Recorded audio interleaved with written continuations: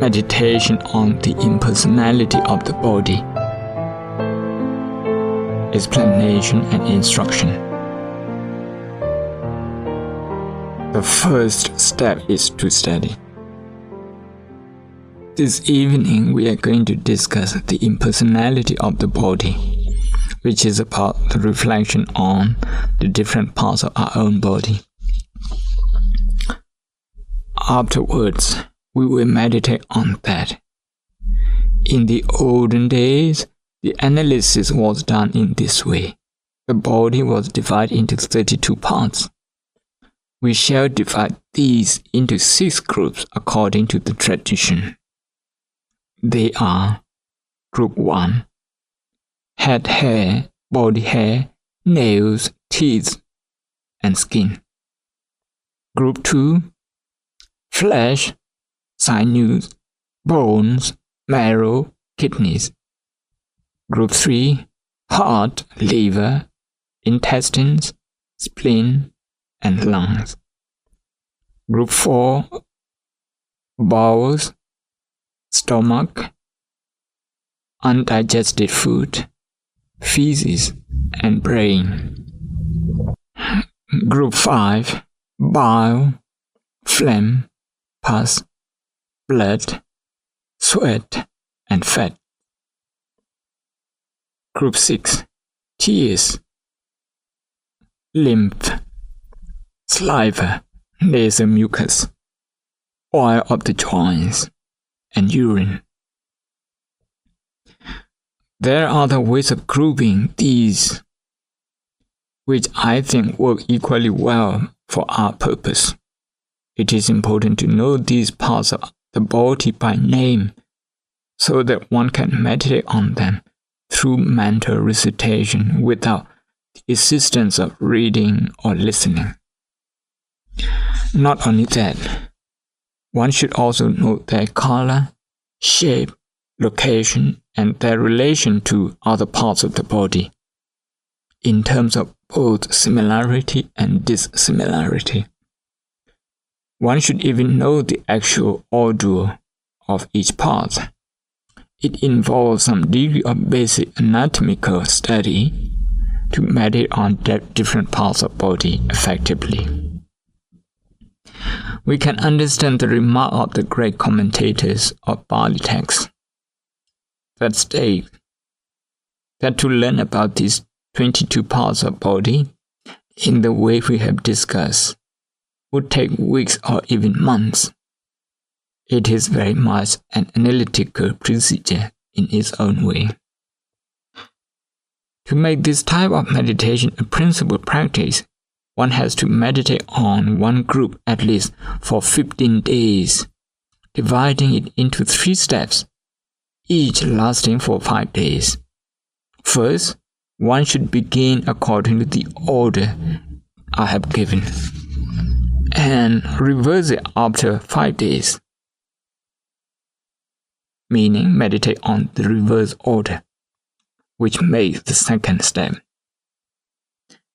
During the last 5 days, one would meditate forward and backward. The purpose of this meditation. The purpose of this type of meditation is to bring to our awareness the wrong perception we have of our body. We perceive the whole body to be one entity. We do not usually think of it as different parts. Therefore, we see it as a whole rather than as parts.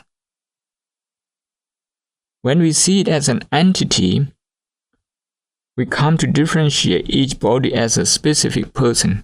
For example, Dr. Leo Jotin, Dr. Mamong Lat, Dr. Seng Shui, and so on. We do not see it in terms of having things in common. We see each being as a separate entity. Because of this perception, we become proud of our own perceived entity. The deceitfully perceived entity is an object for clinging. Wrong perception of the body is a source of attachment. The ultimate aim of this type of meditation is to develop detachment through seeing and being mindful of the repulsive nature of the body. It is another meditation method of reflective nature. This technique may be used to serve the different purpose of samatha or vipassana meditation. However, we are discussing it here in the context of vipassana mindfulness meditation. As this type of meditation gains momentum, we will start seeing some small but important effects. One's fear and dread in the secluded places will weaken, and one will be able to tolerate different climates and enjoy different foods and places. The ultimate aim, however, is to understand the true nature of the body. As this practice brings deep insight into the nature of the body, detachment from the body will follow. Our aim is not to repress the feeling of bodily attraction by directly producing a repelling emotion, but rather to see the body as it is and consequently to gain direct knowledge from the exercise. Detachment and insight into the true nature of the body happen together. Direct knowing of the nature of the body gives rise to freedom from false notions of the body. The techniques of meditation on the impersonality of the body. As discussed earlier, there's a lengthy procedure, especially to practice this type of meditation. It takes about 6 months to complete the preliminary stage. During these months, one comes to discover those parts which are clear in one's mind and those which are not clear. One then comes to the second stage only when one has gradually eliminated from the list of all the objects that are not perceived clearly in the mind.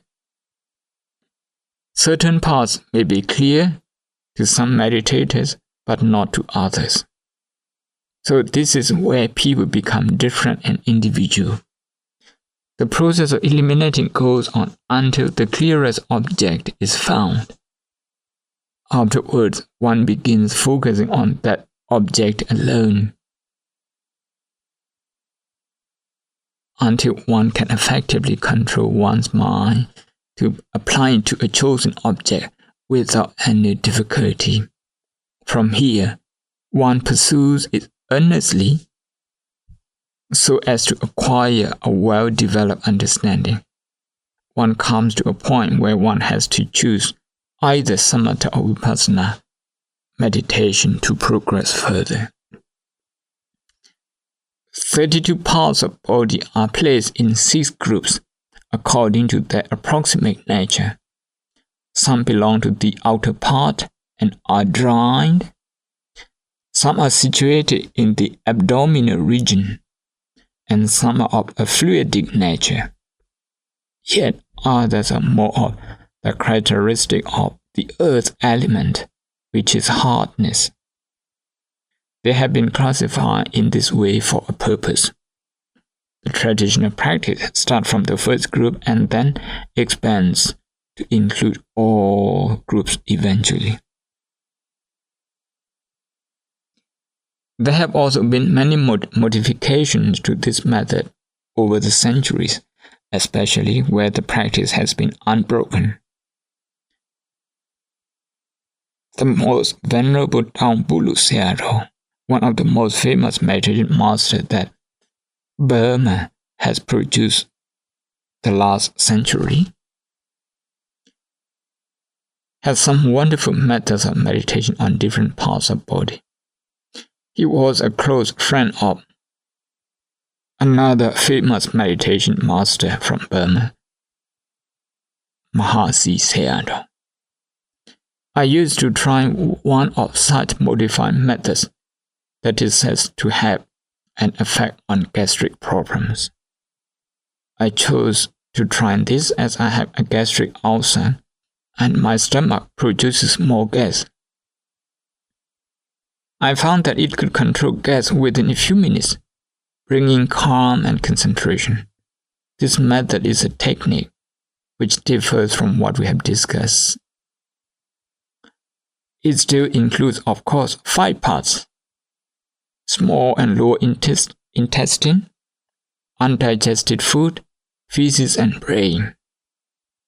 One of my devotees, Emma from Singapore, also reminded me of this technique, which she had read from a monthly Buddhist magazine, which described how an American Buddhist monk was cured of his gastric problem after practicing this particular technique of meditation given by the most venerable Dhamma Sayardaw. This is a good example of how the Buddha's teachings are flexible and suit people of various needs. The instruction for a short retreat. This evening, since we are only in a relatively short retreat, we are going to reflect on the different parts of the body randomly. This will give you an idea of this kind of meditation and may even help you to discover which part could be the clearest for you.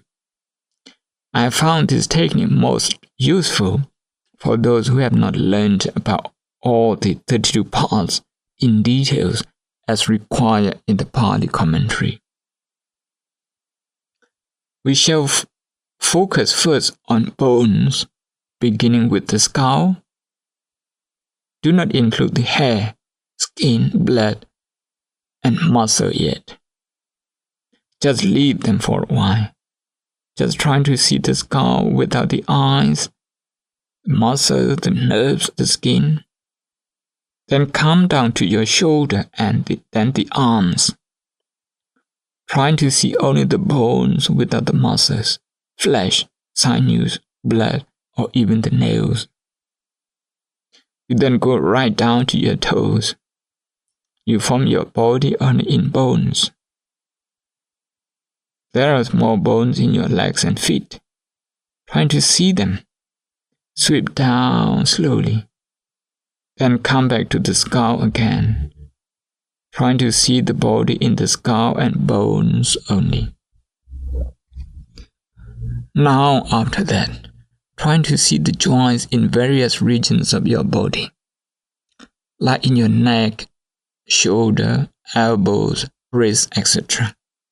Trying to see each joint. Go down to your toes, contemplating joints in your hips, knees, and ankles. You will see how vulnerable the body is when you see the joints. Now you have covered 2 parts already, the bones and the joints. Next, you are going to put all the muscles on, from the top downwards, slowly through the body, the thighs, and the legs, to form a person. Put on the nerves, the sinews, and the vessels in this way, and also the blood. Look again at the upper part, the brain and the skin. Then you look at the hair on your head. Try not to see it as a whole, but as single strands of hair. Get to its roots if you can, the roots of the hair. Then the hair of the body. Then go to each nail. When you reflect on the nails, trying to see them separately from the bones and the skin. Note each nail, or 20 of them, on both hands and feet. The next stage is to go to the parts inside. First, your teeth. Trying to see each individual tooth inside and outside. If possible, get down to the roots, trying to go around each tooth. See them as something that is not fixed to the jaw, but individually and separately.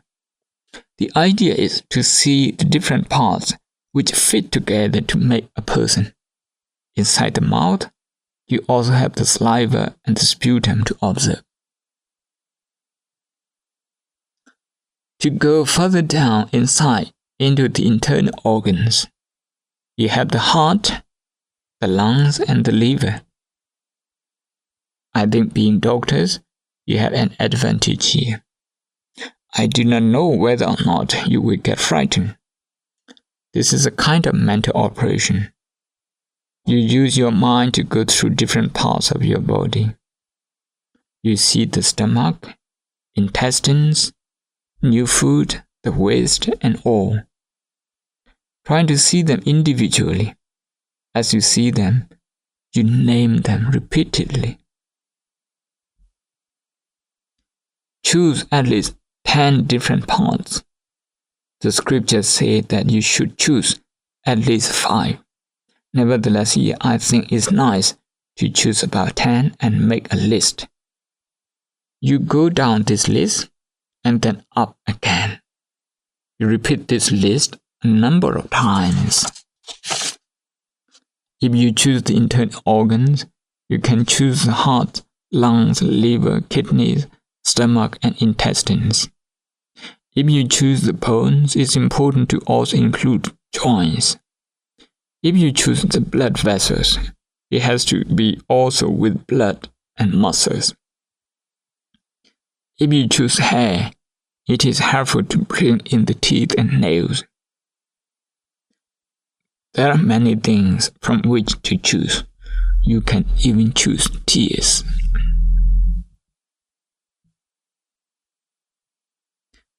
Not dissimilarity, but similarity. When you see these individual parts of the body, you will come to see that the body known as Venerable Khammai Dhammasami is composed of all of these parts and are the same as the body of Dr. Leo Chotin, Dr. Mamong Lat, Zozo, etc. They are all the same. Therefore, what we now see is different parts of the body. What we do not see is Venerable Khammai Dhammasami. Are the nails Venerable Dhammasami? Or is it the bones or the joints? It is only when you take them as a whole that you can name it as Venerable Dhammasami. Therefore, you get a deep insight into the impersonality of the body. Usually, we tend to personalize. We have been conditioned to perceive things in that way. We have been made to see that we are different from others. Once I saw a cartoon in a magazine of 2 girls watching a movie in the cinema. They hated the actor. When the actor appeared, one of them said, "Oh no, I hate this man. Let's go." The other said, No, don't go. He's going to die in the next scene. He's going to die very soon." You see? They had been made to see the actor as different from themselves. Because of differentiating perception, they wish him to die. This attitude is common to all of us.